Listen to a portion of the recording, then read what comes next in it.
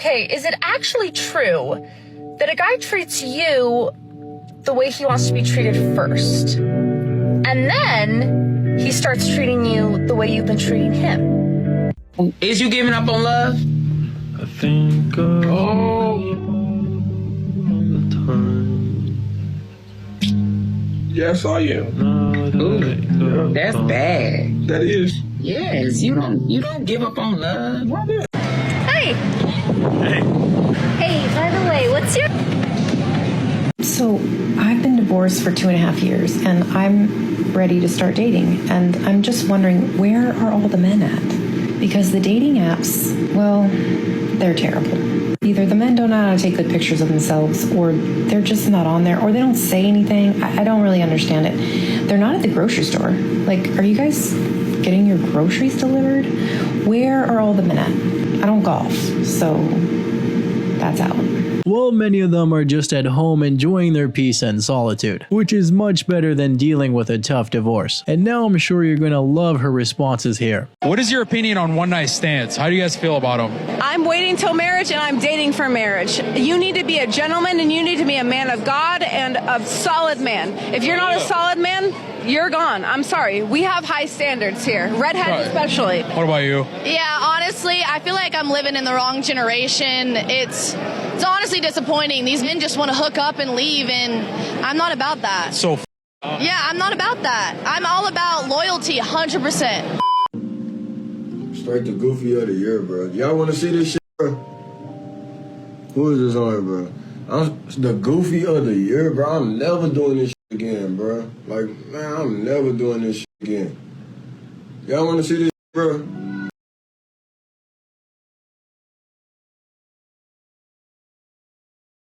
If I turn the lights off, it'll be way better. Well, on that day, a villain was created, but we could just hope that he turns a negative into a positive. And next we got a pretty great piece of wisdom. You know why men love playing video games, though?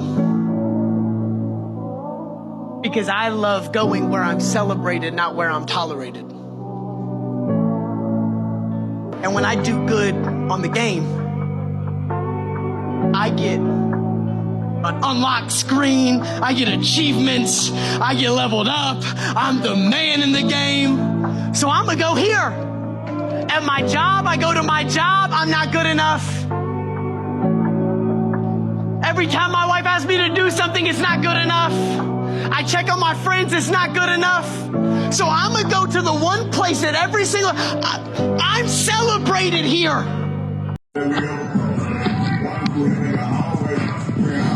This is what happened, guys. When you decide to go stay with your baby daddy, you decide to go and start with your baby daddy, you decide to be interested in your baby daddy. This is what you get involved with. This is what you get to do. You get to pick up all your shit. You get to go live back with him again. That's where this is. How do you like that? Yep, you have fun with that. Then what will happen in the likely scenario that the baby daddy gets tired of her? That's probably my biggest mistake, man, is like I be expecting people to give like I give, show up like I show up, like be loyal like I'm loyal, like stand on principle like I stand on principle. And then when they don't, I be like, I be disappointed. You know what I mean? It's just like, you know, the thing about life, bro, is like you can't move around expecting people to operate like you do. That is the quickest road to heartbreak. Whether it's in a relationship, whether it's in a friend group, whatever, you understand? People are gonna move how they move. You don't expect them to move like you move. That is the fastest way to disappointment. Yeah, you cannot expect yourself from others, let alone a partner. Although it would be pretty nice to say. Where are you from? Serbia. How's dating different in Serbia as opposed to America? It's different because you here have some phase in between that you call dating. So me and you now can go out for 6 months. We are acting like we are in a relationship, but we are dating. In Serbia, that doesn't exist. If you're going out for some time, you're already in a relationship. There is nothing in between. So there is no dating. And when I came here, that was the first like surprise for me, like what's going on, what is dating. So we are not together, but we are acting, we are doing everything the same like we are together. That's the difference. So there's no talking stage, no preliminary. It's if I meet you and we go out, we're together. No, there is a talking stage, but as soon as you pass that boundary with someone, you have something with someone, we have to define that. Or it's a relationship or we are done. Like there is nothing like in between. Like we are seeing each other, but we still can see the other people. No, like you're or in or out. Well, that is kind of the way it used to be in the States, but then somehow it changed throughout the years. And now it's pretty hard to believe the individual that Lady J is critiquing here. I left my boyfriend and I've been traveling for 10 days and I've slept with 22 people in that 10 days. What? How many? 22 people in that 10 days. And they seem proud of this. My goal was 20 and I just hit 22 this morning. It's 1 p.m. now here in Paris and I need to check out because I'm going home. I can only imagine what they're going to do to fill the rest of the day. I really doubt I'm going to get another one on the board. Wait. They're hoping for more? Either on the plane or like on my layover. So I think 22 is where we're going to cap it out. But how did I go? Well, at least they're breaking stereotypes. Were you ever in love with me? No. Seriously? What was it? Sorry. What was the least favorite thing about me? How you dress. At what point was the relationship over for you? It must have been the bit where you cheated. What have you told your new significant other about me? That you're a dickhead and you were just a waste of my time. What's your biggest regrets about our relationship? Me cheating.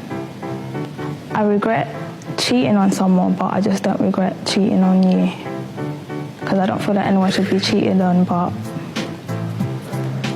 that's how I felt at the time. What was the worst thing I did in bed? Kind of I think that's the worst thing. Well, someone needs to check on the bro and give him a hug or something. And next we got some expectations of help from others. Just tell me why I was at the airport yesterday and I asked two grown-ass men to help me put my suitcase up in the overhead bin. They both said no. One of them was like, if you can't put it up yourself, go check it at the gate. I was like, jaw dropped because what's your issue? If I could, I would, but I just can't. I'm 5 feet tall. I literally weigh 90 pounds and you think I can barely reach up there. What's your issue? Hello?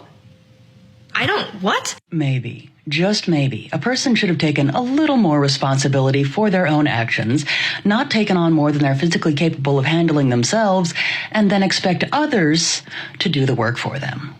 Did you hear about the man who's considering calling off his whole wedding because his fiancée refuses to sign a prenup after he found out that she has massive credit card debt? So this middle-aged man is meant to be marrying his fiancée in a few months. They've been together for 3 years and engaged for 1. And for most of that time, he genuinely believed they were on the same page. And he started to notice weird things like credit card offers in the mail, a few mispayments on shared expenses that she said she would cover, and lots of, oh, I'll handle it later. So he asked her directly if she has debt. She admitted to it. $92,000 in credit card debt. Not student loans, not a mortgage, credit cards. She said it's accumulated over the years from unexpected expenses and a few dumb splurges, but she never told him about any of it until he forced the issue. He was stunned. They were about to merge their lives. Well, it seems like he should be calling off this wedding, and she might want to try to use him to pay off her debt. And now this next one should improve her mindset.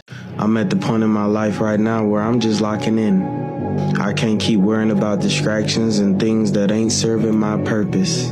Because everything I do now depends on how my future looks. So I'm locked in and I'm focused. Says she wants what she thinks she wants. And on the other, there's what she actually responds to, what really works out there in the real world when choosing a man. I just want a sensitive guy who always listens to me, who's sweet, who brings me flowers, who reminds me every day how beautiful I am, and who texts me all the time to show he's thinking about me. But when a guy actually offers her all that, she turns him down, because that's not what she responds to. Then there's this other woman, a little older, who says, I just want a hardworking, responsible man who stays out of trouble, who spoils me, asks me what I want to do, where I want to go, who calls and texts me. I want to be his priority. That's what she says and thinks she wants. But again, it's not what she actually responds to. The vampire from Twilight, the dominant billionaire from 50 Shades of Grey, and the beast from Beauty and the Beast. What is it about them that sparks desire, curiosity, even obsession?